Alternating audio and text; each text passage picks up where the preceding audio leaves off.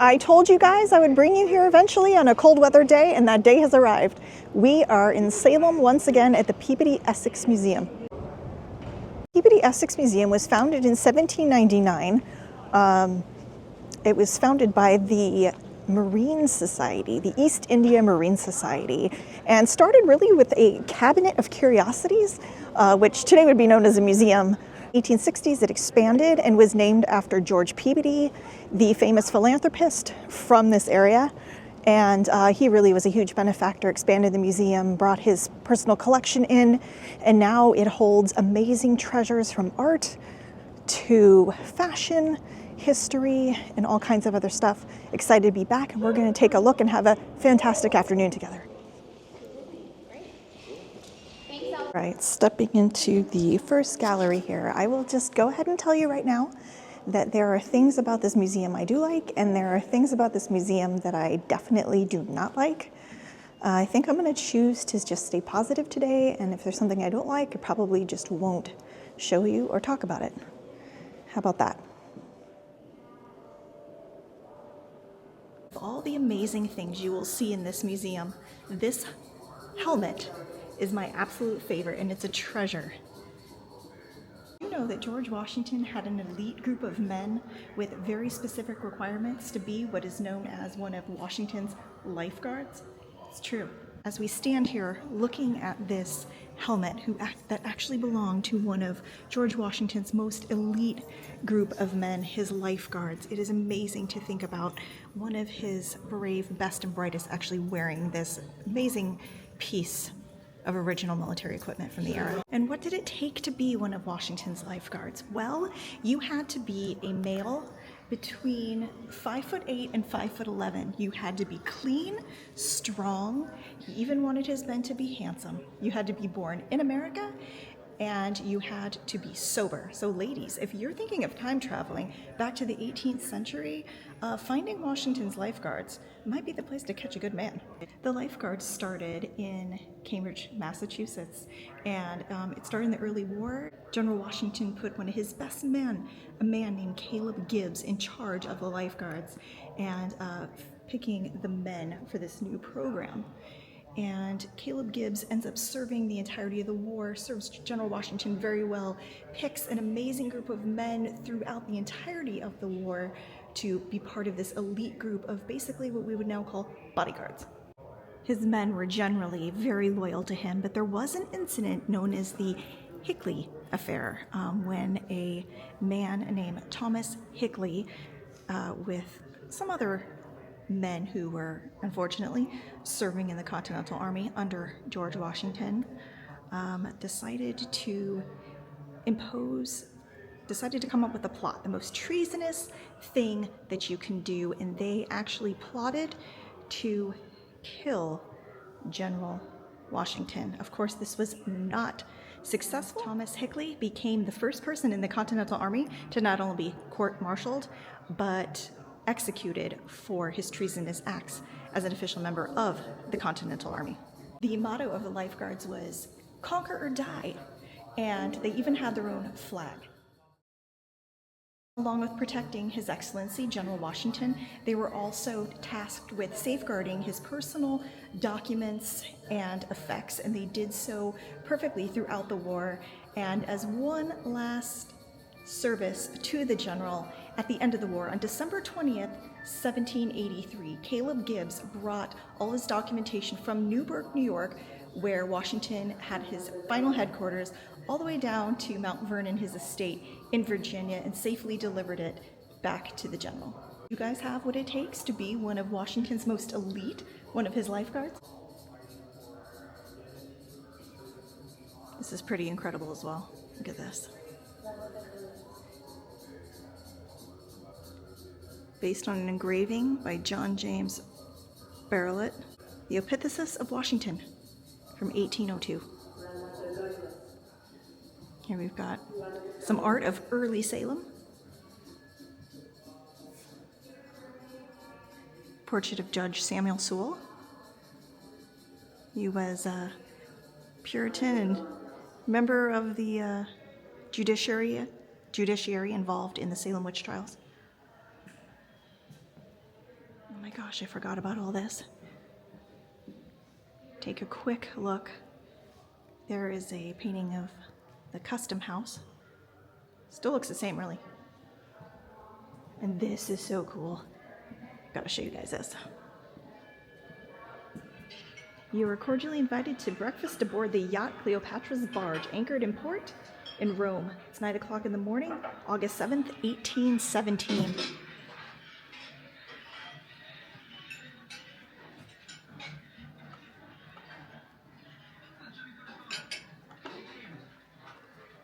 Monsignor Benvenuti, how good of you to come. I trust His Holiness remains in good health.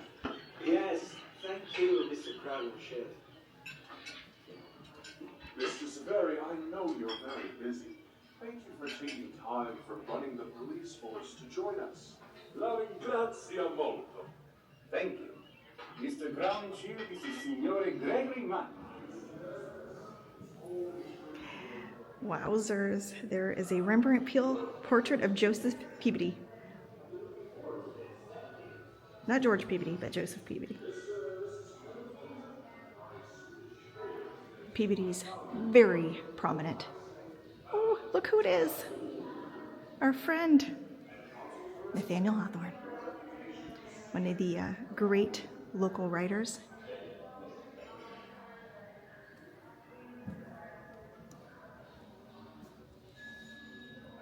Sophia Peabody. Beautiful. Can you believe just like how much is in this space and like how diverse this collection is?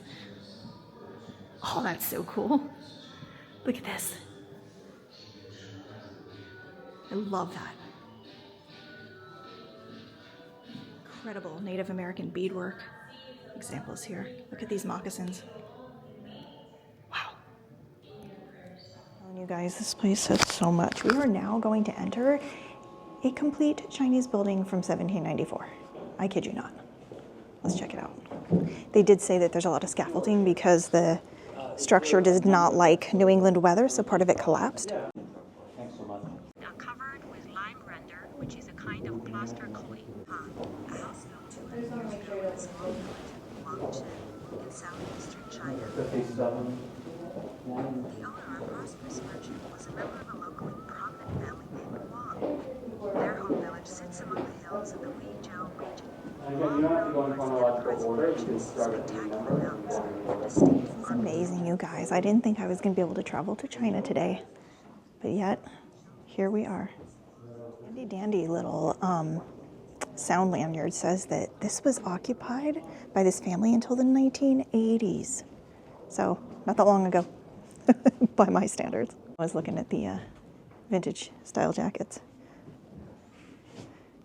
Any kind of old textile, and he's all over that. But this really is like stepping back, not only to a different time, but definitely a different place. Chairman Mao on the wall here. Not great.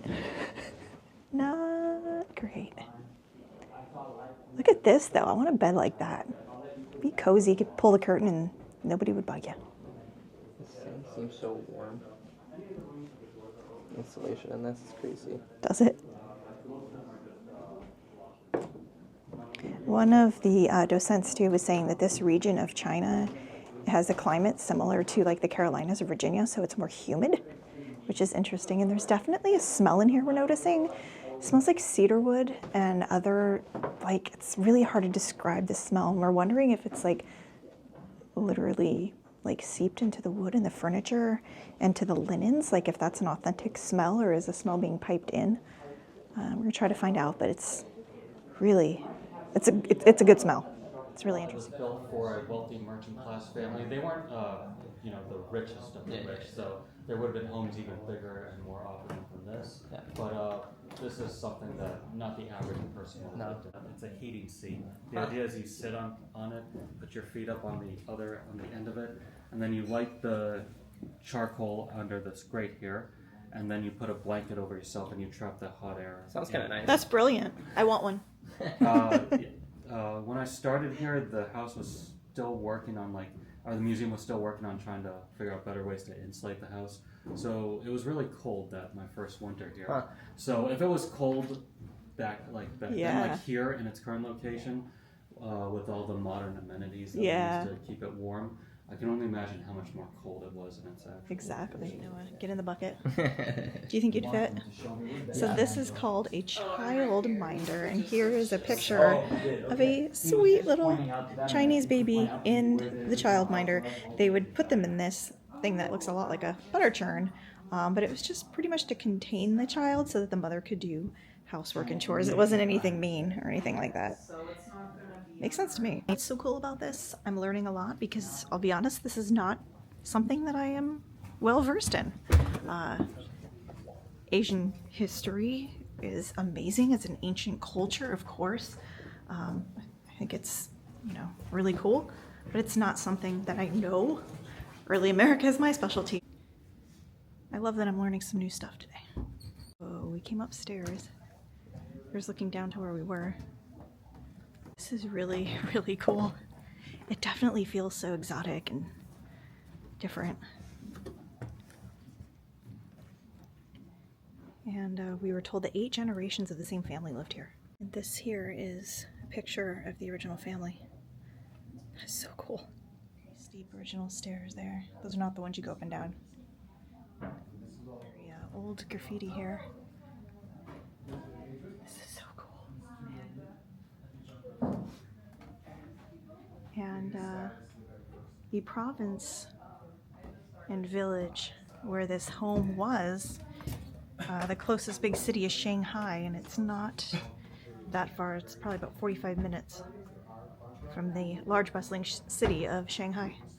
Just crazy to think that this family lived here for generations until the 1980s, at which point I moved here to Salem, Massachusetts. Oh, this is so cool.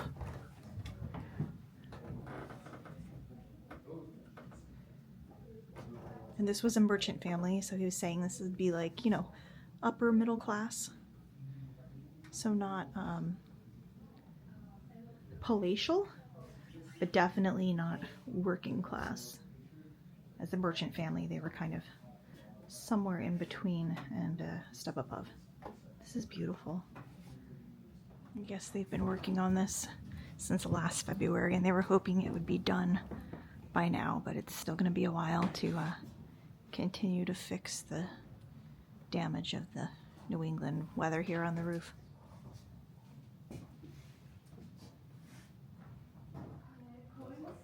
That's a lot of chilies. So another docent was telling us that the family actually came in 2023, and it was a very emotional experience, which I imagine it would be, to see it here rebuilt. And she was saying that, when a lot of people of Chinese descent come here, it can be very cathartic for them. Grandmothers showing their children that were born here what life was like there, comparing it to the homes they grew up in and explaining what they're seeing, things like that. So, it's pretty cool. I bet it would be very emotional to be able to bring your loved ones to show them a bit of, how they grew up and a piece of their culture. Just noticing that there's some koi fish down there. Exiting the home, and we're told that there's a really cool exhibit over here we need to check out with a video and more information. 对吧？那么我自个老家嘛，就脾气嘛好点嘛，就跟着老家去。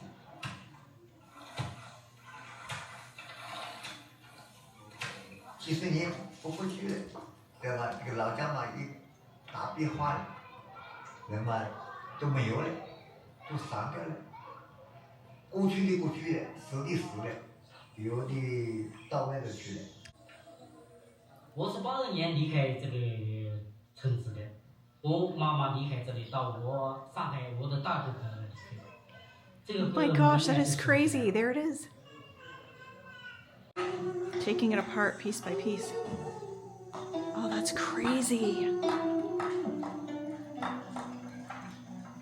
Seriously, if you guys are in Salem, I know a lot of you like all the fun spoopy stuff, but check out the Peabody Essex Museum here, if for nothing else, to see this amazing home and to look into a culture that maybe you haven't taken a look at before or want to revisit.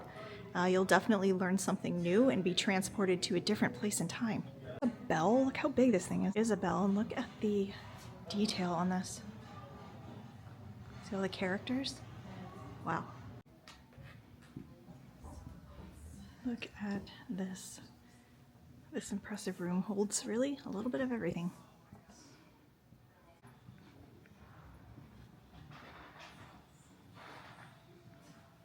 Here is a John Singer Sargent painting. Portrait of Sarah Lawrence Brooks, 1890. Beautiful. And you really could spend an entire day reading everything and looking at everything. Most impressive. It's been a while since I've been here. And like I said, I was kind of saving it for you guys for a cold and blustery day. And it feels like 20 outside, so yeah. Parker Brothers Games started, and we're here. And here's some example of some of their old board games. Of course, classic Monopoly. We have like probably 5 versions of Monopoly. Everything from like G.I. Joe to Star Wars and Indiana Jones at our house. Sometimes those games feel like never ending. When the boys were little, we used to joke it was like torture playing Monopoly. I enjoy it every once in a while, but the games, they can definitely go on and on. A little bit of everything. Salem history. Here you see a Hocus Pocus movie poster. You've got some old advertising pieces. They even have a ginormous leatherback turtle right here. Look at this thing. And would you believe that exiting here, they even have this gallery on Korean art and culture. Wow, these are cool.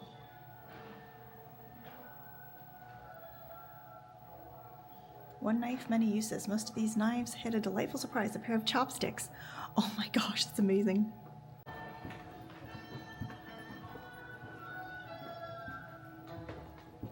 Now, we've seen these before, the Americanized version. Look how fancy this one is for toting wealthy or notables around. That one is very fancy. Oh wow, look at this. I've never even been in this room. This museum is so big. An officer named Kim Manrock once owned this armor. His name is written inside the vest. Probably protective soldiers would use these in the battlefield and believe that they brought them divine protection. It's almost like ancient Eastern Kevlar. Isn't that cool? Gosh, you guys, this place is ginormous. We just came up another set of stairs. It is a maze.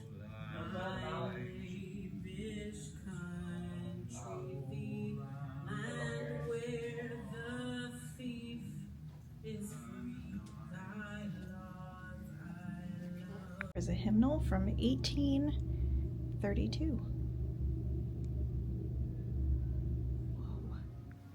Now we're in, is this an Indian? South Asia. South Asia, yes, that would be it. Whoa. Says heads representing Indian men in turban styles, late 19th century. That is so cool. Oh, I am not showing you guys the front of this. Sorry, not doing it. What the heck? There's a Moby Dick exhibit in here. Schools and schoolmasters. The British Is it all of Melville or just Moby Dick? Of course, he was a New England local. Incredible piece of classic literature, by the way. Beautiful allegorical story about human nature. I didn't even know this was in here. I have never seen this. And this says, the iconic first sentence, "Call me Ishmael," is one of the best known, frequently portrayed opening lines in literature. As a result, Moby Dick is transformed. Its cultural significance now transcends its identity as a story Melville wrote in 1851. There's a bunch of different renditions of the novel.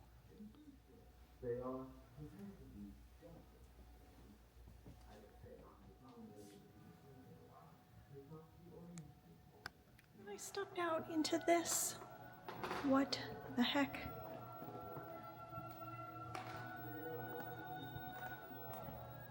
This place is amazing. I think I only saw about a quarter of it the first time I came. Look at this one.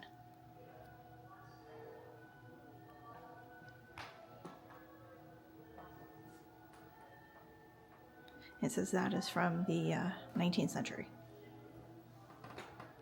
Belonged to a noblewoman. See? I should make Kay take me around one of these.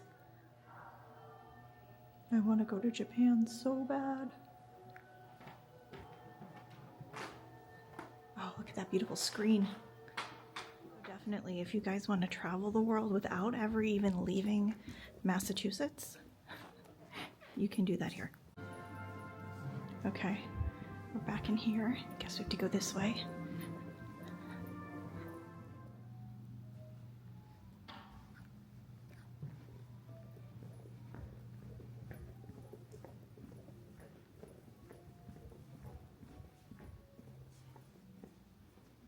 Check out the size of this elevator. What in the heck? Why is this so big?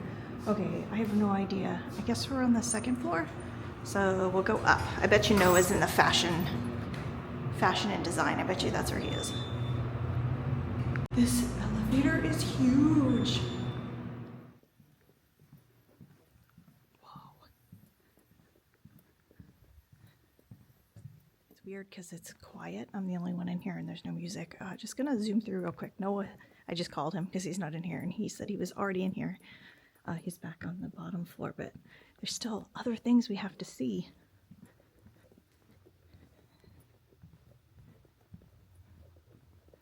There's some really cool stuff that I'll give you guys a big reveal for coming up here, but look at this. Oh my gosh. The good news is this was another place that we used our NARM pass to get in, so we can come again and again, and since we are NARM members, didn't have to pay today. And oof, I don't like this. I do love that they're open year-round, not closed for this season like so many other places. And again, it's actually really hot in here. Perfect place to come on a cold, snowy, rainy, or blustery day.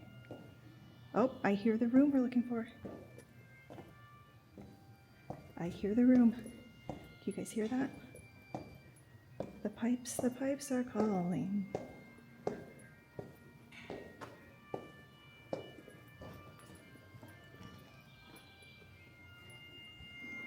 Yep, here we go.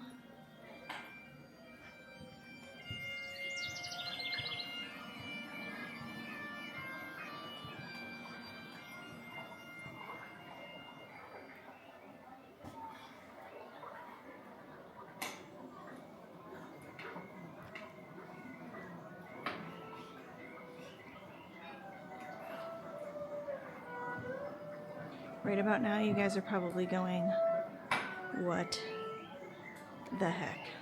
Wondering why there's tartan and there are bagpipes playing? Yet there appears to be incredible Asian wallpaper. Well, this is a complete set of Chinese wallpaper from 1800. And this was in a castle in Perthshire, Scotland, owned by James Drummond, as in James Drummond, like the Drummonds of Scotland, Drummond Castle.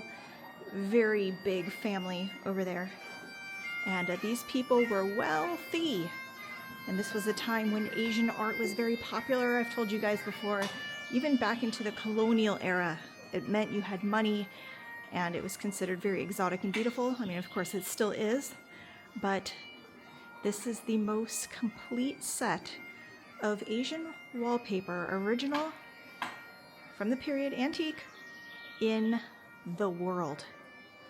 And this hung in his home for over 175 years. Wallpaper hung in Strathlatten Castle, James Drummond's Scottish home, for 175 years. The blank rectangles shown here were cut to accommodate doors, see the cutout, and a fireplace. By the 1980s, the wallpaper was damaged and had to be removed. In 2006, the Peabody Essex Museum acquired it in honor of William R. Sargent, the former Crosby Forbes curator of Asian export art. This installation marks the first time that the complete set of 19 panels has been displayed outside of the actual castle, its original home in Scotland. Here is a picture of the castle that this amazing wall art hung in originally in Perthshire. I could spend a long time just looking at all of the details on this incredible wallpaper. I've been having really good time with wallpaper lately. I'm still in love with the wall art that hangs in the John Brown house where we were in Providence a couple weekends ago, but this, equally beautiful, just different, but this is so incredible. Look at the detail. There's so many scenes and stories taking place.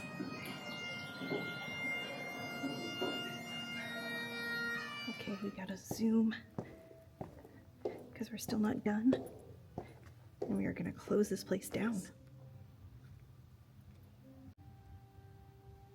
Definitely gonna have to come back.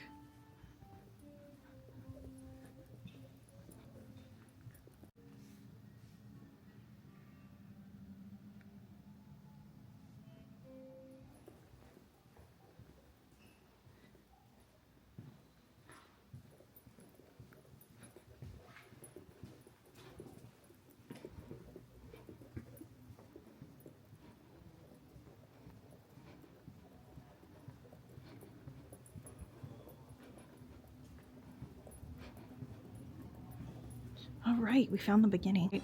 We got the boot. We are literally closing the place down. I can't believe how fast that time went. Now we have to find the child. They have an awesome gift shop too, but I'm sure it's closed. And there was like many other things we didn't see. Crazy, right? I don't usually do this, but we're in the bathroom. I'll show you guys this. One of the best things about the bathroom here for a germaphobe like me, I think everyone should have this. Check this out. Oh, it's like using the force. Germ-free force. See, a very nice gift shop, but they are closing up.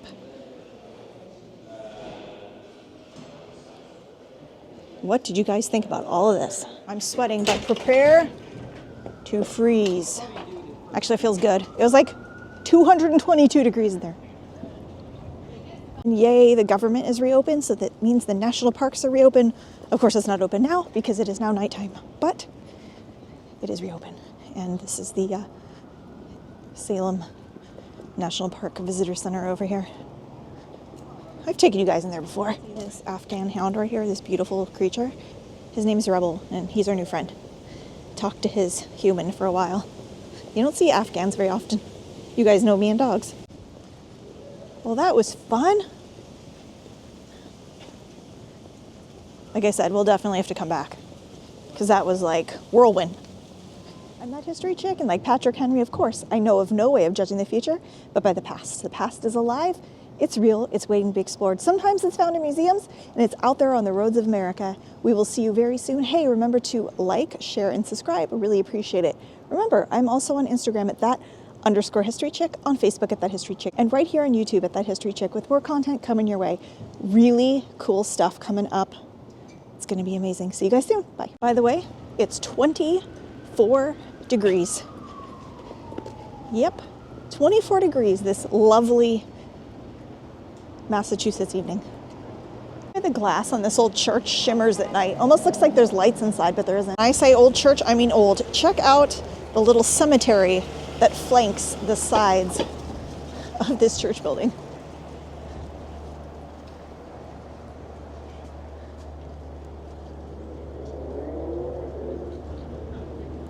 The church from 1626. So yeah. I'm officially frozen.